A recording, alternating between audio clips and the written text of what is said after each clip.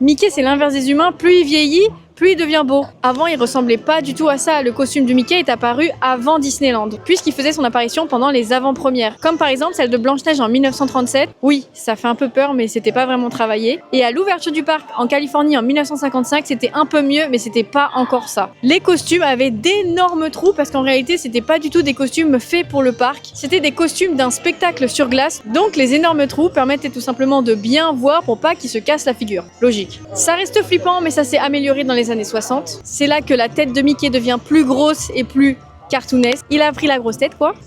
Mais il y a encore un problème, il a du mal à bouger ses bras, même le corps, enfin bref, ça devient compliqué. Et ce problème sera réglé quelques années plus tard. Mais à ce moment-là, Mickey avait encore 5 doigts au lieu de 4. Et oui, il était comme nous, et c'est dans les années 70 qu'on verra le véritable Mickey. Et au fil des années, il va s'améliorer au point où dans les années 2000 même, il peut fermer les yeux, ouvrir la bouche et parler. C'est fou quand même. Voilà, tout ça pour dire que Mickey n'a pas toujours été aussi BG. Et si vous aimez ce genre d'anecdote, n'hésitez pas à vous abonner. Bisous!